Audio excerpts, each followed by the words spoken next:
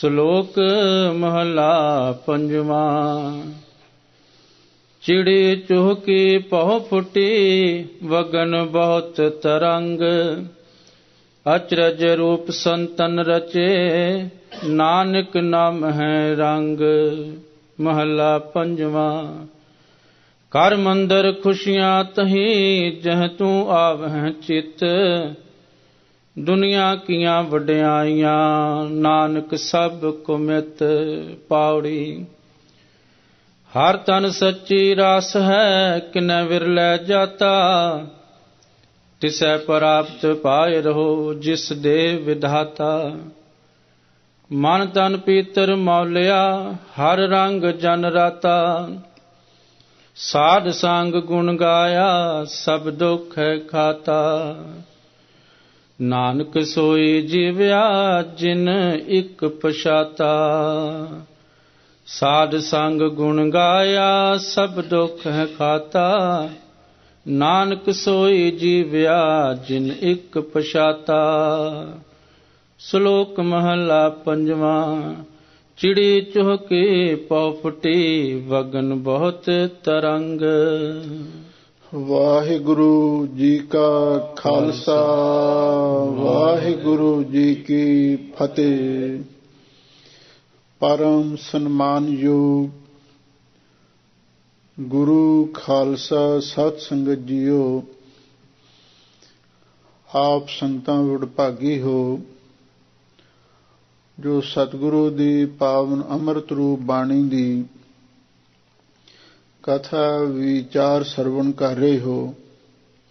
ਪੰਚਮ ਪਾਤਸ਼ਾਹ ਸ਼ਹੀਦਾਂ ਦੇ ਸਿਰਤਾਜ, ਸ਼ਾਂਤੀ ਦੇ ਸੋਮੇ, ਮਹਾਨ ਪਰਉਪਕਾਰੀ ਸਤਿਗੁਰੂ ਗੌੜੀ ਰਾਗ ਦੀ ਦੂਸਰੀ ਵਾਰ ਦੇ ਅੰਦਰ ਪਾਵਨ ਪਵਿੱਤਰ ਬੜੇ ਆਮੋਲਕ ਉਪਦੇਸ਼ ਬਖਸ਼ਿਸ਼ ਕਰ ਰਹੇ ਹਨ।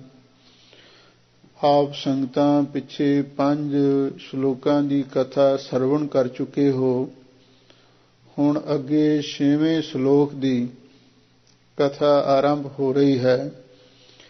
ਸਤਿਗੁਰੂ ਦੇ ਪਾਵਨ ਚਰਨਾਂ ਕਮਲਾਂ ਵਿਖੇ ਗੁਰਸਿੱਖਾਂ ਨੇ ਬੇਨਤੀ ਕੀਤੀ, ਹੈ ਗਰੀਬ ਨਿਵਾਜ ਸਤਿਗੁਰੂ ਜੀ, ਸਾਨੂੰ ਕਿਰਪਾ ਕਰਕੇ ਪਾਵਨ ਪਵਿੱਤਰ ਉਪਦੇਸ਼ ਬਖਸ਼ਿਸ਼ ਕਰੋ। ਇਸ ਸੰਸਾਰ ਦੇ ਵਿੱਚ ਸਾਡੇ ਜੀਵਨ ਦੀ ਸਫਲਤਾ ਕਿਵੇਂ ਹੋ ਸਕਦੀ ਹੈ, ਤਾਂ ਸਾਹਿਬ ਸਤਿਗੁਰੂ ਸੱਚੇ ਪਾਤਸ਼ਾਹ ਨੇ ਇਸ ਪਵਿੱਤਰ ਸ਼ਲੋਕ ਦੇ ਅੰਦਰ ਸਾਨੂੰ ਇੱਕੋ ਹੀ ਗੱਲ ਸਮਝਾਈ ਹੈ। ਜਿਹੜਾ ਮਨੁੱਖ ਅੰਮ੍ਰਿਤ ਵੇਲੇ ਦੀ ਸੰਭਾਲ ਕਰਦਾ ਹੈ, ਉਹੀ ਆਪਣੇ ਜੀਵਨ ਦੇ ਵਿੱਚ ਕਾਮਯਾਬ ਹੋ ਸਕਦਾ ਹੈ। ਸਤਿਗੁਰੂ ਦਾ ਹੁਕਮ ਹੈ, ਗੁਰ ਸਤਿਗੁਰ ਕਾ ਜੋ ਸਿੱਖ ਅਖਾਏ, ਸੋ ਭਲਕੇ ਉਠ ਹਰ ਨਾਮ ਤੇ ਆਵੈ। ਉਦਮ ਕਰੇ ਭਲਕੇ ਪ੍ਰਭਾਤੀ, ਇਸ਼ਨਾਨ ਕਰੇ ਅੰਮ੍ਰਿਤ ਸਰ ਨਹਾਵੈ। ਭਲਕੇ ਸ਼ਬਦ ਪ੍ਰਭਾਤੀ ਸ਼ਬਦ ਅੰਮ੍ਰਿਤ ਵੇਲੇ ਦਾ ਨਾਮ ਹੈ। ਇੱਕ ਥਾਂ ਤੇ ਸਤਿਗੁਰੂ ਦਾ ਹੋਰ ਵੀ ਪਵਿੱਤਰ ਉਪਦੇਸ਼ ਹੈ, ਚਾ ਲਾਂਗੀ ਉਠ ਨਾਮ ਜਪ, ਨਿਸ ਬਾਸਰਿਆ ਰਾਧ, ਕਾਰਾ ਤੁਜਾ ਨ ਵਿਆਪਈ, ਨਾਨਕ ਮਿਟੈ ਉਪਾਦ। ਚਾਲਾਂਗੇ ਦਾ ਅਰਥ ਵੀ ਅੰਮ੍ਰਿਤ ਵੇਲਾ ਹੈ। ਅੰਮ੍ਰਿਤ ਵੇਲਾ ਕਿਸ ਨੂੰ ਕਹਿੰਦੇ ਹਨ? ਜੋ ਸਿੱਖ ਧਰਮ ਦੇ ਅੰਦਰ ਅੰਮ੍ਰਿਤ ਵੇਲੇ ਦੀ ਗੱਲ ਲਿਖੀ ਮਿਲਦੀ ਹੈ, ਉਹ ਹੈ ਅੰਮ੍ਰਿਤ ਵੇਲੇ ਸਵਾ ਪਹਿਰ ਰਾਤ ਰਹਿੰਦੀ ਦਾ ਸਮਾਂ। ਭਾਵ ਜਦੋਂ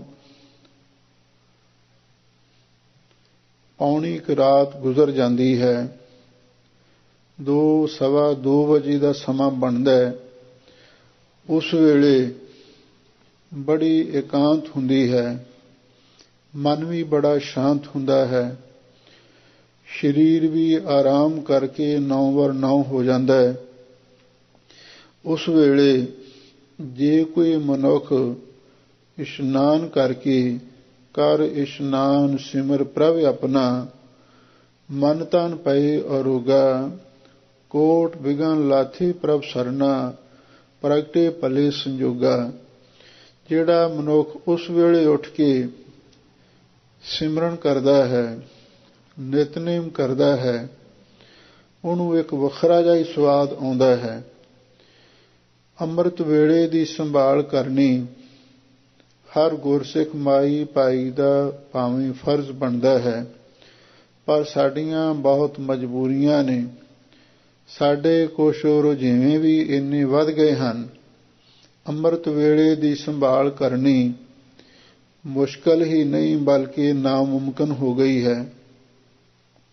ਜਿਨ੍ਹਾਂ ਨੇ ਰਾਤ ਨੂੰ ਅੱਧੀ ਰਾਤ ਤੱਕ ਜਾਗਣਾ ਹੋਵੇ, ਫਿਰ ਉਹ ਅੰਮ੍ਰਿਤ ਵੇਲੇ ਨਹੀਂ ਉੱਠ ਸਕਦੇ। ਫਿਰ ਉਹਨਾਂ ਲਈ ਇਹੀ ਬੇਨਤੀ ਹੈ, ਆਰਾਮ ਤੋਂ ਬਾਅਦ ਕੰਮ ਜਾਣ ਤੋਂ ਪਹਿਲਾਂ ਉਹ ਆਪਣਾ ਨਿਤਨੇਮ ਜ਼ਰੂਰ ਕਰ ਲੈਣ, ਤੇ ਉਹਨਾਂ ਦਾ ਵੀ ਉਹ ਸਮਾਂ ਸਫਲ ਹੈ। ਜਿਸ ਵੇਲੇ ਬਾਣੀ ਪੜ੍ਹੀ ਜਾਵੇ, ਨਿਤਨੇਮ ਕੀਤਾ ਜਾਵੇ, ਸਿਮਰਨ ਨਾਲ ਜੁੜਿਆ ਜਾਵੇ, ਉਹ ਵੇਲਾ ਵੀ ਅੰਮ੍ਰਿਤ ਵੇਲਾ ਹੀ ਬਣ ਜਾਂਦਾ ਹੈ। ਇਸ ਲਈ ਧੰਨ ਗੁਰੂ ਅਰਜਨ ਦੇਵ ਮਹਾਰਾਜ ਸੱਚੇ ਪਾਤਸ਼ਾਹ ਅੰਮ੍ਰਿਤ ਵੇਲੇ ਦੀ ਬੜੀ ਸੋਹਣੀ ਤਸਵੀਰ ਇਸ ਸ਼ਲੋਕ ਦੇ ਵਿੱਚ ਖਿੱਚਦੇ ਹਨ। ਚਿੜੀ ਚੁਹਕੀ ਪਹੁ ਫੁੱਟੀ, ਵਗਨ ਬਹੁਤ ਤਰੰਗ। ਹਜ਼ੂਰ ਕਹਿੰਦੇ ਨੇ ਪਹੁ ਫੁੱਟੀ, ਜਦੋਂ ਪਹੁ ਫੁੱਟਦੀ ਹੈ, ਪਹੁ ਫੁਟਾਲਾ ਹੁੰਦਾ ਹੈ, ਸੂਰਜ ਦੀ ਟਿੱਕੀ ਬਾਹਰ ਨਿਕਲਦੀ ਹੈ, ਉਹ ਸਮਾਂ ਬੜਾ ਹੀ ਸੁਹਾਵਣਾ ਹੁੰਦਾ ਹੈ। ਚਿੜੀ ਚੁਹਕੀ, ਉਸ ਵੇਲੇ ਚਿੜੀਆਂ ਵੀ ਚੂਕਣ ਲੱਗ ਜਾਂਦੀਆਂ ਹਨ।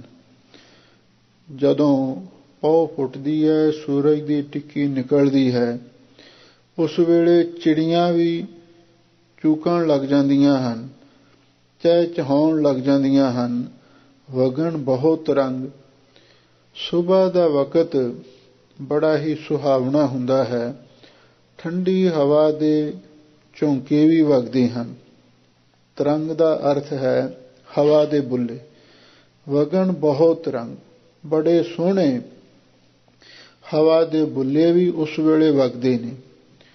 ਕੁਦਰਤ ਦਾ ਨਜ਼ਾਰਾ ਬੜਾ ਦਿਲਕਸ਼ ਹੁੰਦਾ ਹੈ।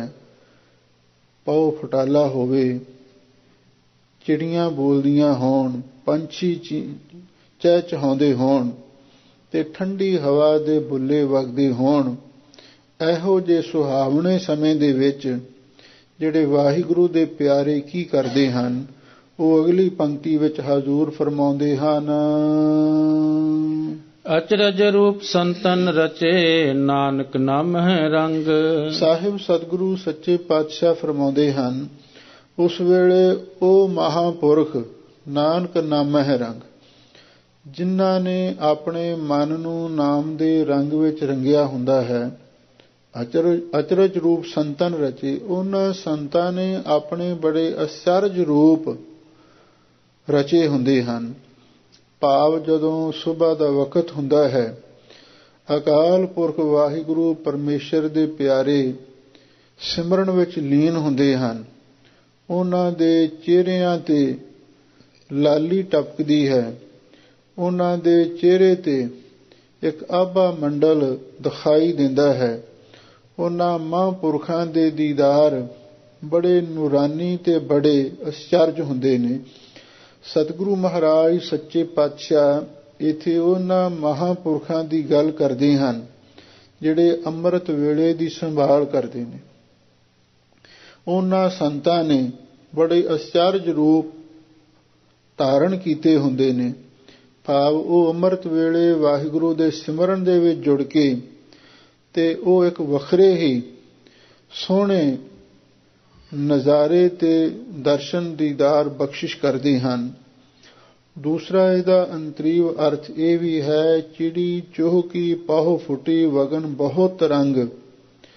ਜਦੋਂ ਜਗਿਆਸੂ ਦੇ ਮਨ ਦੇ ਵਿੱਚ ਪਾਹੋ ਫੁੱਟਦੀ ਹੈ, ਇਹਦਾ ਮਤਲਬ ਸਿਮਰਨ ਕਰਦਿਆਂ ਹੋਇਆਂ, ਭਗਤੀ ਕਰਦਿਆਂ ਹੋਇਆਂ ਗਿਆਨ ਦਾ ਸੂਰਜ ਉਦੇ ਹੋਣ ਦਾ ਵਕਤ ਆਉਂਦਾ ਹੈ। ਇਹ ਪਾਹੋ ਫਟਾਲਾ ਹੈ ਗੁਰਮੁਖਾਂ ਦਾ। ਜਦੋਂ ਬੰਦਗੀ ਕਰਦਿਆਂ, ਸਿਮਰਨ ਕਰਦਿਆਂ ਕੁਝ ਗਿਆਨ ਦਾ ਉਜਾਲਾ ਦਿਖਾਈ ਦਿੰਦਾ ਹੈ, ਪਾਹੋ ਫੁੱਟਦੀ ਹੈ, ਚਿੜੀ ਚੁਹਕੀ। ਉਸ ਵੇਲੇ ਜਿਹੜੀ ਗੁਰਮੁਖਾਂ ਦੀ ਜ਼ੁਬਾਨ ਹੈ, ਉਹ ਚਿੜੀ ਵਾਂਗੂ ਵਾਹਿਗੁਰੂ ਵਾਹਿਗੁਰੂ ਜਪਣ ਲੱਗ ਜਾਂਦੀ ਹੈ। ਅਥਵਾ ਚਿੜੀ ਦਾ ਅਰਥ ਹੈ ਸੁਰਤ। ਜਿਹੜੀ ਗੁਰਮੁਖਾਂ ਦੀ ਸੁਰਤ ਹੈ, ਉਹ ਵੀ ਵਾਹਿਗੁਰੂ ਦੇ ਨਾਮ ਨੂੰ ਉਚਾਰਨ ਕਰਨ ਲੱਗ ਜਾਂਦੀ ਹੈ। ਵਗਨ ਬਹੁਤ ਰੰਗ। ਫਿਰ ਉਹਨਾਂ ਗੁਰਮੁਖਾਂ ਦੇ ਸਿਮਰਨ ਦੇ ਵਿੱਚ ਲੀਨ ਹੋਇਆਂ ਆਤਮਕ ਆਨੰਦ ਦੇ ਬਹੁਤ ਸਾਰੇ ਤਰੰਗ ਵੀ ਉੱਠਦੇ ਨੇ, ਲਹਿਰਾਂ ਉੱਠਦੀਆਂ ਨੇ, ਆਤਮਕ ਆਨੰਦ ਦੀਆਂ ਲਹਿਰਾਂ ਉੱਠਦੀਆਂ ਨੇ। ਇਹ ਐਸੀ ਉਹਨਾਂ ਨੂੰ ਆਨੰਦਮਈ ਅਵਸਥਾ ਪ੍ਰਾਪਤ ਹੁੰਦੀ ਹੈ ਜਦੋਂ ਗਿਆਨ ਦਾ ਸੂਰਜ ਉਦੇ ਹੋਣ ਦੀ ਅਵਸਥਾ ਆਉਂਦੀ ਹੈ। ਗੁਰਮੁਖਾਂ ਦੀ ਸੁਰਤ ਵਾਹਿਗੁਰੂ ਦੇ ਨਾਮ ਨੂੰ ਉਚਾਰਨ ਕਰਦੀ ਹੈ ਤੇ ਉਸ ਵੇਲੇ ਆਤਮਕ ਆਨੰਦ ਦੇ ਬੜੇ ਸੋਹਣੇ ਠੰਡੀ ਹਵਾ ਦੇ ਹੁਲਾਰੇ ਆਉਂਦੇ ਹਨ। ਅਚਰਜ ਰੂਪ ਸੰਤਨ ਰਚੇ ਨਾਨਕ ਨਾਮਹਿ ਰੰਗ। ਉਸ ਵੇਲੇ ਉਹਨਾਂ ਮਹਾਂਪੁਰਖਾਂ ਨੇ ਜੋ ਨਾਮ ਦੇ ਰੰਗ ਵਿੱਚ ਰੰਗੇ ਹੁੰਦੇ ਨੇ ਤੇ ਆਪਣੇ ਬੜੇ ਅਚਰਜ ਰੂਪ ਉਹਨਾਂ ਨੇ ਧਾਰਨ ਕੀਤੇ ਹੁੰਦੇ ਨੇ। ਅੰਮ੍ਰਿਤ ਵੇਲੇ ਜਦੋਂ ਕੋਈ ਮਹਾਂਪੁਰਖ ਸਿਮਰਨ ਦੇ ਵਿੱਚ ਬੈਠਾ ਹੋਵੇ, ਉਹਦੇ ਇੱਕ ਵੱਖਰੇ ਹੀ ਦੀਦਾਰ ਹੁੰਦੇ ਨੇ। ਉਹ ਦਿਨ ਦੇ ਵਿੱਚ ਕਿਰਤ ਵਿਰਤ ਕਰਦਿਆਂ ਹੋਇਆਂ ਉਹ ਆਮ ਸਾਧਾਰਨ ਲੋਕਾਂ ਵਾਂਗ ਹੀ ਵਿਚਰਦੇ ਨੇ, ਪਰ ਜਿਹੜਾ ਅੰਮ੍ਰਿਤ ਵੇਲੇ ਸਿਮਰਨ ਦਾ ਰੰਗ, ਨਾਮ ਦਾ ਰੰਗ ਉਹਨਾਂ ਨੂੰ ਚੜ੍ਹਿਆ ਹੁੰਦਾ ਹੈ, ਉਹਦਾ ਸਦਕਾ ਉਹ ਬੜਾ ਅਚਰਜ ਰੂਪ ਹੀ ਧਾਰਨ ਕਰ ਲੈਂਦੇ ਨੇ। ਜਾਂ ਅਚਰਜ ਰੂਪ ਸੰਤਨ ਰਚੇ ਨਾਨਕ ਨਾਮਹਿ ਰੰਗ।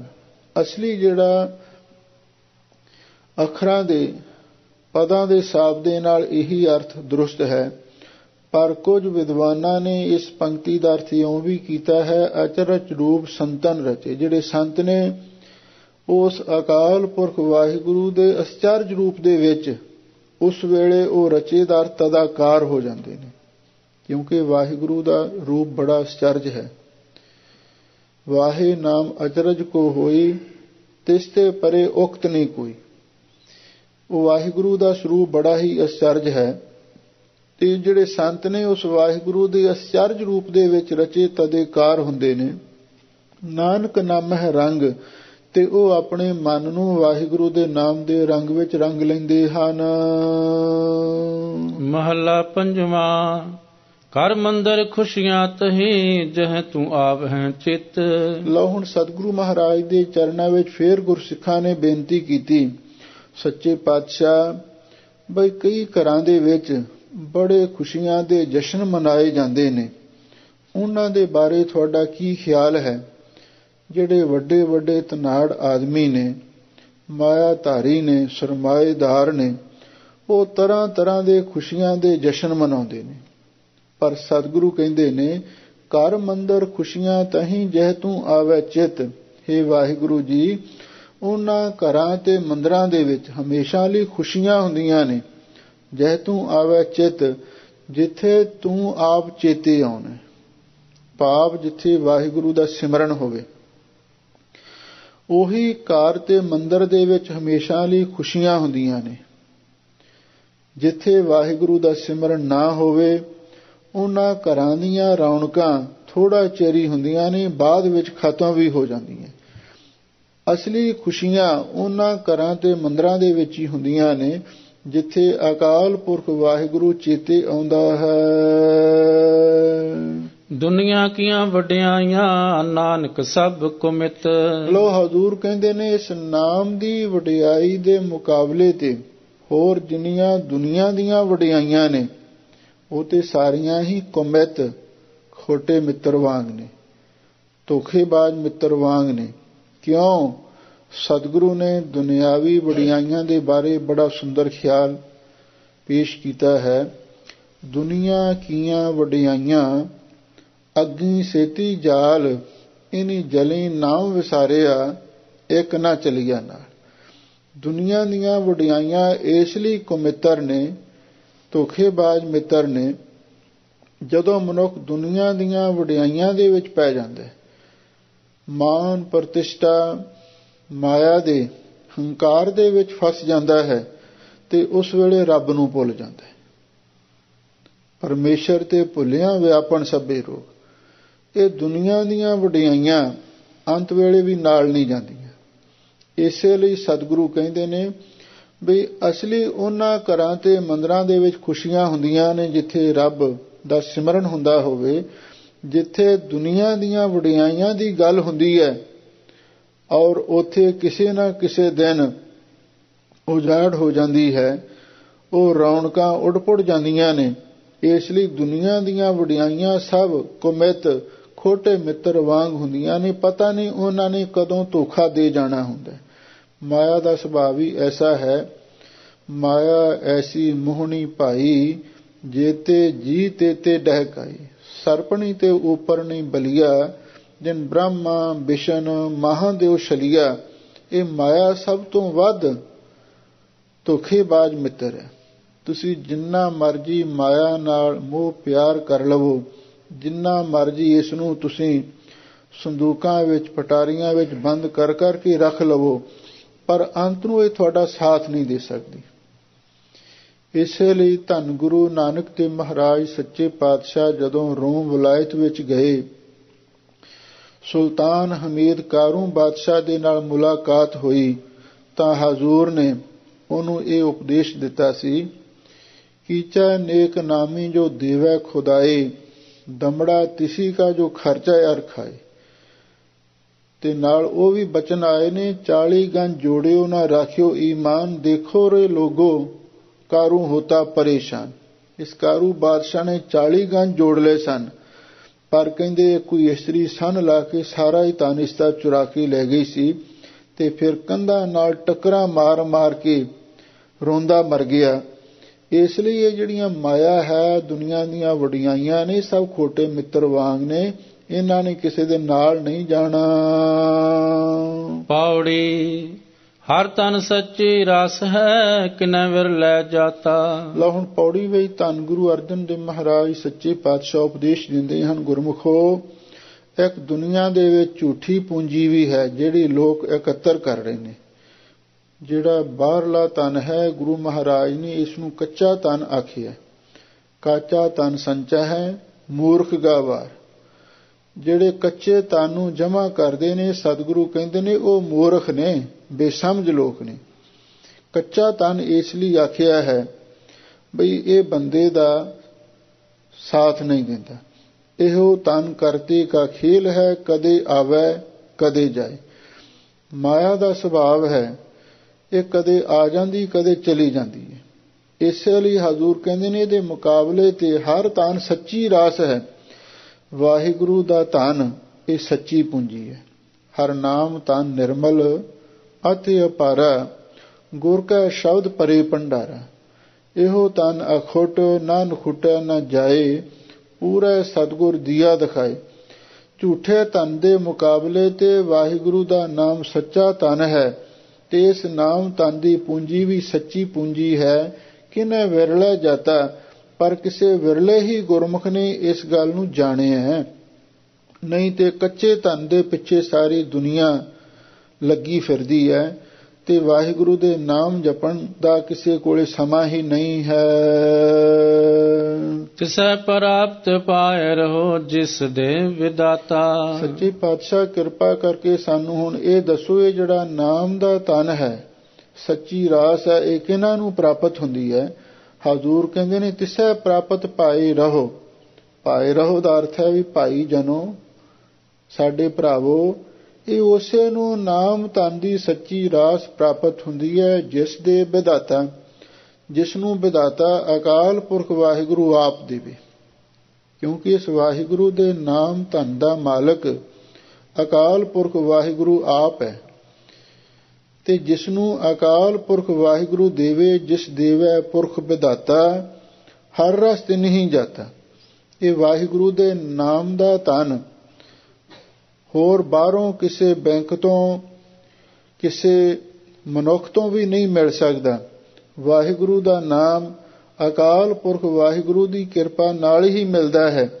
ਜਿਸ ਨੂੰ ਉਹ ਦੇਵੇ ਉਸੇ ਨੂੰ ਮਿਲਦਾ ਹੈ। ਤੇ ਮਿਲਦਾ ਕਿਵੇਂ ਹੈ? ਗੁਰੂ ਦੀ ਸ਼ਰਨ ਵਿੱਚ ਆ ਕੇ, ਗੁਰੂ ਦੀ ਸਿੱਖੀ ਨੂੰ ਧਾਰਨ ਕਰਕੇ, ਖੰਡੇ ਬਾਟੇ ਦਾ ਅੰਮ੍ਰਿਤ ਪਾਨ ਕਰਕੇ ਫਿਰ ਇਹ ਨਾਮ ਪ੍ਰਾਪਤ ਹੁੰਦਾ ਹੈ। ਮਨ ਤਨ ਪੀਤਰ ਮੌਲਿਆ, ਹਰ ਰੰਗ ਜਨ ਰਾਤਾ। ਲੋ ਹਜ਼ੂਰ ਕਹਿੰਦੇ ਨੇ, ਜਿਹੜਾ ਜਨ ਗੁਰਸਿੱਖ ਮਾਈ ਭਾਈ ਉਸ ਵਾਹਿਗੁਰੂ ਦੇ ਨਾਮ ਦੇ ਰੰਗ ਵਿੱਚ ਰੰਗਿਆ ਜਾਂਦਾ ਹੈ, ਮਨ ਤਨ ਪੀਤਰ ਮੌਲਿਆ, ਉਹਦਾ ਮਨ ਤੇ ਤਨ ਅੰਦਰੋਂ ਗੁਲਾਬ ਦੇ ਫੁੱਲ ਵਾਂਗੂ ਖਿੜ ਜਾਂਦਾ ਹੈ। ਵਾਹਿਗੁਰੂ ਦੇ ਨਾਮ ਜਪਦਿਆਂ ਹੋਇਆਂ ਨਾਨਕ ਭਗਤਾਂ ਸਦਾ ਵਿਗਾਸ, ਸੁਣਿਆ ਦੁਖ ਪਾਪ ਕਾ ਨਾਸ। ਇਹ ਸਦਾ ਖੇੜੇ ਵਾਲੀ ਆਨੰਦੀ ਅਵਸਥਾ ਪ੍ਰਾਪਤ ਹੋ ਜਾਂਦੀ ਹੈ। ਸਾਧ ਸੰਗ ਗੁਣ ਗਾਇਆ, ਸਭ ਦੁੱਖ ਹੈ ਖਾਤਾ। ਲੋ ਹਜ਼ੂਰ ਕਹਿੰਦੇ ਨੇ, ਭਾਈ ਅਸਾਂ ਤੇ ਸਾਧ ਸੰਗਤ ਦੇ ਨਾਲ ਮਿਲ ਕੇ ਵਾਹਿਗੁਰੂ ਦੇ ਗੁਣਾਂ ਨੂੰ ਗਾਇਆ ਹੈ। ਕਿਉਂਕਿ ਸਤਿਗੁਰੂ ਦਾ ਹੁਕਮ ਹੈ, ਹਰ ਗੁਰਸਿੱਖ ਮਾਈ ਭਾਈ ਨੂੰ ਸਾਧ ਸੰਗਤ ਵਿੱਚ ਆਉਣਾ ਚਾਹੀਦਾ ਹੈ। ਇਹਦੀ ਬਹੁਤ ਵੱਡੀ ਮਹਿਮਾ ਹੈ। ਮਹਿਮਾ ਸਾਧੂ ਸੰਗ ਕੀ, ਸੁਣੋ ਮੇਰੇ ਮੀਤਾ, ਮੈਲ ਕੋਈ ਕੋਟ ਅਗ ਹਰੇ, ਨਿਰਮਲ ਪੈ ਚੀਤਾ। ਕਈ ਕਹਿੰਦੇ ਸਾਥੋਂ ਨਾਮ ਜਪਿਆ ਨਹੀਂ ਜਾਂਦਾ, ਪਰ ਜਦੋਂ ਸੰਗਤ ਵਿੱਚ ਆਓਗੇ ਤੁਹਾਡੇ ਤੇ ਕਿਰਪਾ ਹੋਵੇਗੀ। ਇਸੇ ਲਈ ਹਜ਼ੂਰ ਕਹਿੰਦੇ ਨੇ, ਸਾਧ ਸੰਗ ਗੁਣ ਗਾਇਆ। ਸੀ ਸਾਧ ਸੰਗਤ ਵਿੱਚ ਬੈਠ ਕੇ ਵਾਹਿਗੁਰੂ ਦੇ ਗੁਣਾਂ ਨੂੰ ਗਾਇਆ, ਉਹਦੀ ਸਿਫਤ ਸਲਾਹ ਕੀਤੀ ਹੈ। ਜਿਸਨੇ ਸਾਧ ਸੰਗਤ ਵਿੱਚ ਬੈਠ ਕੇ ਵਾਹਿਗੁਰੂ ਦੇ ਗੁਣਾਂ ਨੂੰ ਗਾਇਆ, ਸਭ ਦੁੱਖ ਹੈ ਖਾਤਾ। ਉਸਨੇ ਆਪਣੇ ਸਾਰੇ ਦੋਸ਼ਾਂ ਨੂੰ, ਭਾਵ ਜਿਤਨੇ ਐਬ ਨੇ, ਜਿਤਨੇ ਵਿਕਾਰ ਨੇ, ਜਿਤਨੇ ਪਾਪ ਨੇ, ਉਹਨਾਂ ਸਾਰਿਆਂ ਨੂੰ ਉਸਨੇ ਖਾ ਲਿਆ। ਨਾਨਕ ਸੋਈ ਜੀਵਿਆ, ਜਿਨ ਇੱਕ ਪਛਾਤਾ। ਧੰਨ ਗੁਰੂ ਅਰਜਨ ਦੇਵ ਮਹਾਰਾਜ ਸੱਚੇ ਪਾਤਸ਼ਾਹ ਫਰਮਾਉਂਦੇ ਨੇ, ਭਾਈ ਜਿਹੜੇ ਲੋਕ ਹੋਰ ਵੀ ਤਾਂ ਜੀਵਨ ਜੀ ਰਹੇ ਨੇ, ਪਰ ਅਸਲੀ ਸਫਲ ਜੀਵਨ ਉਸਨੇ ਜੀਵਿਆ ਹੈ ਜਿਨ ਇੱਕ ਪਛਾਤਾ, ਜਿਸਨੇ ਇੱਕ ਅਕਾਲ ਪੁਰਖ ਵਾਹਿਗੁਰੂ ਪਰਮੇਸ਼ਰ ਨੂੰ ਪਛਾਣ ਲਿਆ। ਕਿਉਂਕਿ ਸਾਡੇ ਜ਼ਿੰਦਗੀ ਦਾ ਅਸਲੀ ਮਨੋਰਥ ਹੈ, ਭਈ ਪ੍ਰਾਪਤ ਮਾਨੁਖ ਦੇਹੁਰੀਆ, ਗੋਬਿੰਦ ਮਿਲਣ ਕੀ ਇਹ ਤੇਰੀ ਬਰੀਆ। ਅਵਰ ਕਾਜ ਤੇਰਾ ਕਿਤੈ ਨ ਕਾਮ, ਮਿਲ ਸਾਧ ਸੰਗਤ ਭਜ ਕੇਵਲ ਨਾਮ। ਸਫਲ ਜੀਵਨ ਕਿਹੜਾ ਹੈ? ਜੀਵਨਾ ਸਫਲ ਜੀਵਨ ਹਰ ਜਪ ਜਪ ਸਦ ਜੀਵਨ। ਸਫਲ ਜ਼ਿੰਦਗੀ ਉਹ ਹੈ ਜੋ ਵਾਹਿਗੁਰੂ ਦੇ ਸਿਮਰਨ ਦੇ ਵਿੱਚ ਬੀਤਦੀ ਹੈ। ਬਿਨ ਸਿਮਰਨ ਜੋ ਜੀਵਨ ਬਲਣਾ, ਸਰਪ ਜੈਸੇ ਅਰ ਜਾਰੀ। ਬਿਨਾਂ ਸਿਮਰਨ ਤੋਂ ਜਿਹੜਾ ਅਸੀਂ ਜੀਵਨ ਜੀ ਰਹੇ ਹਾਂ, ਉਹ ਤੇ ਸੱਪ ਦੀ ਉਮਰ ਵਰਗਾ ਹੈ, ਕਿਸੇ ਲੇਖੇ ਵਿੱਚ ਨਹੀਂ ਹੈ। ਭਾਈ ਸਾਹਿਬ ਭਾਈ ਸੰਤੋਖ ਸਿੰਘ ਜੀ ਚੂੜਾਮਨ ਕਵੀ ਜੀ ਨੇ ਲਿਖਿਆ ਹੈ, ਨਾਮ ਬਿਨਾ ਅਸਵਾਸ ਸਹਿਤ ਹੈ, ਜੈਸੇ ਪਸਰਾ ਫੂਕ ਬਹਿਤ ਹੈ। ਨਾਮ ਤੋਂ ਬਿਨਾ ਜੋ ਅਸੀਂ ਜੀਵਨ ਜੀ ਰਹੇ ਹਾਂ, ਸਵਾਸ ਲੈ ਰਹੇ ਹਾਂ, ਇਹ ਤੇ ਲੋਹਾਰ ਦੀ ਖਲ ਵਾਂਗੀ ਨੇ। ਲੋਹਾਰ ਦੀ ਖਲ ਵਿੱਚ ਹਵਾ ਭਰਦੀ ਹੈ ਤੇ ਨਿਕਲ ਜਾਂਦੀ, ਉਹਦਾ ਕੋਈ ਲਾਭ ਨਹੀਂ ਹੁੰਦਾ, ਬੇਅਰਥ ਹੁੰਦੀ ਹੈ। ਇਸੇ ਤਰ੍ਹਾਂ ਜੋ ਅਸੀਂ ਸਿਮਰਨ ਤੋਂ ਬਿਨਾਂ ਸਵਾਸ ਲੈ ਰਹੇ ਹਾਂ, ਉਹ ਸਾਰੇ ਬੇਕਾਰ ਨੇ, ਵਿਅਰਥ ਨੇ। ਹਜ਼ੂਰ ਕਹਿੰਦੇ, ਨਾਨਕ ਸੋਈ ਜੀਵਿਆ। ਅਸਲੀ ਸਫਲ ਜੀਵਨ ਉਹੀ ਜੀਵਿਆ ਹੈ ਜਿਨ ਇੱਕ ਪਛਾਤਾ, ਜਿਸਨੇ ਇੱਕ ਉਸ ਨਿਰੰਕਾਰ ਨੂੰ ਪਛਾਣ ਲਿਆ ਹੈ। ਸ਼ਲੋਕ ਮਹਲਾ ਪੰਜਵਾਂ। ਖਖੜੀਆਂ ਸੁਹਾਵੀਆਂ, ਲੱਗੜੀਆਂ ਅੱਕ ਕੰਠ। ਲਓ ਹੁਣ ਸਾਹਿਬ ਸਤਿਗੁਰੂ ਸੱਚੇ ਪਾਤਸ਼ਾਹ ਦੇ ਚਰਨਾਂ ਦੇ ਵਿੱਚ ਫੇਰ ਗੁਰਸਿੱਖਾਂ ਨੇ ਬੇਨਤੀ ਕੀਤੀ, ਸੱਚੇ ਪਾਤਸ਼ਾਹ ਉਹ ਕਿਹੜੀਆਂ ਰੂਹਾਂ ਨੇ ਜਿਹੜੀਆਂ ਸੰਸਾਰ ਦੇ ਵਿੱਚ ਆਉਣਾ ਸਫਲ ਕਰਦੀਆਂ ਹਨ? ਤਾਂ ਸਾਹਿਬ ਸਤਿਗੁਰੂ ਸੱਚੇ ਪਾਤਸ਼ਾਹ ਬੜੀ ਸੁੰਦਰ ਉਦਾਹਰਣ ਦੇ ਕੇ ਸਮਝਾਉਂਦੇ ਹਨ। ਖਖੜੀਆਂ ਸੁਹਾਵੀਆਂ, ਖਖੜੀਆਂ ਕਹਿੰਦੇ ਨੇ ਜਿਹੜੀਆਂ ਅੱਕ ਨੂੰ ਫਲੀਆਂ ਲੱਗਦੀਆਂ ਨੇ, ਉਹਨਾਂ ਨੂੰ ਕਕੜੀਆਂ ਵੀ ਕਹਿ ਦਿੰਦੇ ਆ। ਖਖੜੀਆਂ ਸੁਹਾਵੀਆਂ, ਲੱਗੜੀਆਂ ਅੱਕ ਕੰਠ। ਉਹੀ ਖਖੜੀਆਂ ਕਕੜੀਆਂ ਅੱਕ ਦੀਆਂ ਫਲੀਆਂ ਸੁਹਾਵਣੀਆਂ ਹੁੰਦੀਆਂ ਨੇ। ਲੱਗੜੀਆਂ ਅੱਕ ਕੰਠ ਜਿਹੜੀਆਂ ਅੱਕ ਦੇ ਬੂਟੇ ਦੇ ਕੰਠ ਨਾਲ, ਭਾਵ ਉਹਦੀ ਟਾਹਣੀ ਨਾਲ ਲੱਗੀਆਂ ਹੁੰਦੀਆਂ। ਅੱਕ ਇੱਕ ਮਾਰੂਥਲ ਬੰਜਰ ਜੀ ਧਰਤੀ ਵਿੱਚ ਪੌਦਾ ਪੈਦਾ ਹੁੰਦਾ ਹੈ ਔਰ ਉਹਦੇ ਵਿੱਚੋਂ ਦੁੱਧ ਜਿਹਾ ਵੀ ਨਿਕਲਦਾ ਤੇ ਜ਼ਹਿਰੀਲਾ ਜਿਹਾ ਹੁੰਦਾ, ਉਹਨੂੰ ਅੱਕ ਕਹਿੰਦੇ ਨੇ। ਲਓ ਹਜ਼ੂਰ ਕਹਿੰਦੇ ਨੇ ਖੱਖੜੀਆਂ ਸੁਹਾਵੀਆਂ ਲੱਗੜੀਆਂ ਅੱਕ ਕੰਠ, ਉਹ ਅੱਕ ਦੀਆਂ ਕਕੜੀਆਂ, ਉਹ ਅੱਕ ਦੀਆਂ ਫਲੀਆਂ ਉਹਨਾਂ ਚਿਰ ਹੀ ਸੁਹਾਵਣੀਆਂ ਲੱਗਦੀਆਂ ਨੇ ਜਿੰਨਾ ਚਿਰ ਤੱਕ ਉਸ ਅੱਕ ਦੇ ਕੰਠ ਦੇ ਨਾਲ ਲੱਗੀਆਂ ਹੁੰਦੀਆਂ, ਉਸ ਅੱਕ ਦੀ ਟਾਹਣੀ ਨਾਲ ਲੱਗੀਆਂ ਹੁੰਦੀਆਂ। ਬਿਰਹਿ ਵਿਛੋੜਾ ਤਨੀ ਸਿਉ ਨਾਨਕ ਸਹਿ ਸਹਿ ਕੰਠ। ਲੋ ਹਜ਼ੂਰ ਕਹਿੰਦੇ ਨੇ ਜਦੋਂ ਉਹਨਾਂ ਦਾ ਆਪਣੇ ਧਨੀ ਮਾਲਕ ਉਸ ਅੱਕ ਦੇ ਪੌਦੇ ਨਾਲੋਂ ਬਿਰਹਿ ਵਿਛੋੜਾ, ਪ੍ਰੇਮ ਦਾ ਵਿਛੋੜਾ ਪੈ ਜਾਂਦਾ, ਭਾਵ ਜਦੋਂ ਉਹ ਫਲੀਆਂ ਪੱਕ ਜਾਂਦੀਆਂ ਨੇ, ਝੜ ਜਾਂਦੀਆਂ ਨੇ, ਫਿਰ ਉਹਨਾਂ ਦੇ ਵਿੱਚੋਂ ਇੱਕ ਰੂੰ ਦੇ ਫੰਬੇ ਜੇ ਨਿਕਲਦੇ ਨੇ, ਹਵਾ ਦੇ ਬੁੱਲੇ ਦੇ ਨਾਲ ਇੱਧਰ ਉੱਧਰ ਉੱਡਦੇ ਜਾਂਦੇ ਨੇ। ਹਜ਼ੂਰ ਕਹਿੰਦੇ ਨੇ ਉਹ ਅੱਕ ਦੀਆਂ ਫਲੀਆਂ, ਉਹ ਅੱਕ ਦੀਆਂ ਕਕੜੀਆਂ ਉਹਨਾਂ ਚਿਰ ਹੀ ਚੰਗੀਆਂ ਲੱਗਦੀਆਂ ਜਿੰਨਾ ਚਿਰ ਅੱਕ ਦੇ ਨਾਲ ਲੱਗੀਆਂ ਹੋਣ। ਜਦੋਂ ਉਹਨਾਂ ਦਾ ਆਪਣੇ ਧਨੀ ਮਾਲਕ ਦੇ ਨਾਲੋਂ ਪ੍ਰੇਮ ਦਾ ਵਿਛੋੜਾ ਪੈ ਜਾਂਦਾ ਹੈ, ਨਾਨਕ ਸਹਿ ਸਹਿ ਗੰਢ, ਫਿਰ ਹਜ਼ਾਰਾਂ ਗੰਢਾਂ ਬਣ ਬਣ ਕੇ, ਰੂੰ ਦੇ ਫੰਬੇ ਬਣ ਬਣ ਕੇ ਉੱਡ ਜਾਂਦੀਆਂ, ਉਹਨਾਂ ਦਾ ਨਾਮੋ ਨਿਸ਼ਾਨ ਹੀ ਮਿਟ ਜਾਂਦਾ। ਇਹ ਇੱਕ ਉਦਾਹਰਣ ਹੈ, ਇੱਕ ਦ੍ਰਿਸ਼ਟਾਂਤ ਹੈ। ਅੰਤਰੀ ਭਾਵ ਇਹ ਹੈ ਖੱਖੜੀਆਂ ਸੁਹਾਵੀਆਂ ਲੱਗੜੀਆਂ ਅੱਕ ਕੰਠ। ਅੱਕ ਦਾ ਅਰਥ ਹੈ ਅਕਰੇ ਸਰੂਪ, ਅਕਾਲ ਪੁਰਖ ਵਾਹਿਗੁਰੂ ਪਰਮੇਸ਼ਰ। ਉਹ ਅਕਾਲ ਪੁਰਖ ਵਾਹਿਗੁਰੂ ਇੱਕ ਅੱਕ ਦੇ ਪੌਦੇ ਵਾਂਗ ਹੈ ਤੇ ਜਿਤਨੀਆਂ ਵੀ ਦੇਹਾਂ ਨੇ, ਰੂਹਾਂ ਨੇ, ਬਿਰਤੀਆਂ ਨੇ, ਜਿੰਦਾਂ ਨੇ, ਖੱਖੜੀਆਂ ਵਾਂਗ ਨੇ। ਇਹ ਉਹਨਾਂ ਚਿਰ ਹੀ ਸੁਹਾਵਣੀਆਂ ਨੇ ਜਿੰਨਾ ਚਿਰ ਤੱਕ ਇਹ ਉਸ ਅਕਾਲ ਪੁਰਖ ਵਾਹਿਗੁਰੂ ਦੇ ਨਾਲ ਜੁੜੀਆਂ ਰਹਿੰਦੀਆਂ। ਜਿਵੇਂ ਅੱਕ ਦੀਆਂ ਫਲੀਆਂ ਜਿੰਨਾ ਚਿਰ ਤੱਕ ਅੱਕ ਦੇ ਨਾਲ ਲੱਗੀਆਂ ਹੁੰਦੀਆਂ ਉਹਨਾਂ ਚਿਰ ਸੋਹਣੀਆਂ ਲੱਗਦੀਆਂ, ਇਸੇ ਤਰ੍ਹਾਂ ਜਿਤਨੀਆਂ ਜਿੰਦਾਂ ਤੇ ਜਿਤਨੀਆਂ ਦੇਹਾਂ ਉਸ ਅਕਾਲ ਪੁਰਖ ਵਾਹਿਗੁਰੂ ਦੇ ਨਾਲ ਜੁੜੀਆਂ ਰਹਿੰਦੀਆਂ ਨੇ ਉਹਨਾਂ ਚਿਰ ਹੀ ਉਹ ਸੁਹਾਵਣੀਆਂ ਲੱਗਦੀਆਂ। ਜਦੋਂ ਉਸ ਧਨੀ ਮਾਲਕ ਅਕਾਲ ਪੁਰਖ ਵਾਹਿਗੁਰੂ ਦੇ ਨਾਲੋਂ ਪ੍ਰੇਮ ਦਾ ਵਿਛੋੜਾ ਪੈ ਜਾਂਦਾ, ਭਾਵ ਜਦੋਂ ਸਾਡੇ ਸਰੀਰ ਵਿੱਚੋਂ ਉਸ ਵਾਹਿਗੁਰੂ ਦੀ ਜੋਤ ਨਿਕਲ ਜਾਂਦੀ ਹੈ, ਨਾਨਕ ਸਹਿ ਸਹਿ ਗੰਢ, ਫਿਰ ਹਜ਼ਾਰਾਂ ਗੰਢਾਂ ਬਣ ਬਣ ਕੇ ਉੱਡ ਜਾਂਦੀਆਂ। ਇਹਦਾ ਮਤਲਬ ਇਹ ਹੈ ਜਦੋਂ ਵਾਹਿਗੁਰੂ ਦੀ ਜੋਤ ਸਾਡੇ ਸਰੀਰ ਵਿੱਚੋਂ ਬਾਹਰ ਨਿਕਲ ਜਾਂਦੀ ਹੈ ਤੇ ਉਸ ਵੇਲੇ ਫਿਰ ਜਿਹੜੀਆਂ ਰੂਹਾਂ ਨੇ ਉਹ ਰੂਹ ਦੇ ਫੰਬੇ ਬਣ ਬਣ ਕੇ ਉੱਡਦੀਆਂ ਨੇ।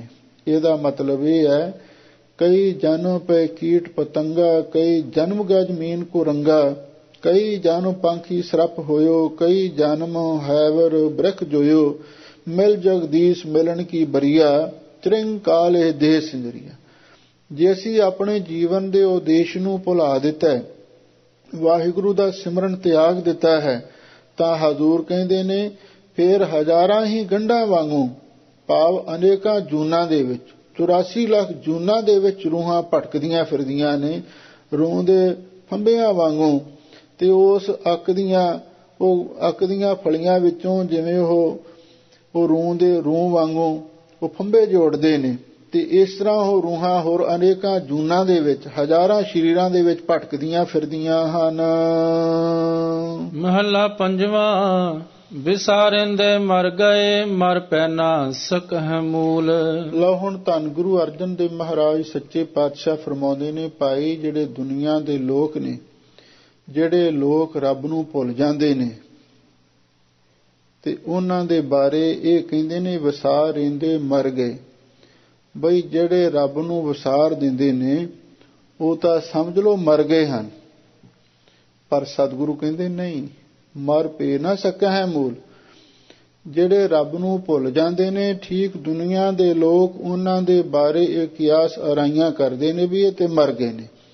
ਜਿਨ੍ਹਾਂ ਨੂੰ ਰੱਬ ਭੁੱਲ ਗਿਆ ਉਹ ਸਮਝ ਲਓ ਮਰ ਗਏ ਨੇ, ਪਰ ਸਤਿਗੁਰੂ ਕਹਿੰਦੇ ਨੇ ਬਈ ਅਸਲੀ ਗੱਲ ਇਹ ਹੈ ਮਰ ਪੈ ਨਾ ਸਕਹਿ ਮੂਲ। ਅਸਲੀ ਉਹਨਾਂ ਨੂੰ ਮਰਨਾ ਵੀ ਨਹੀਂ ਆਇਆ।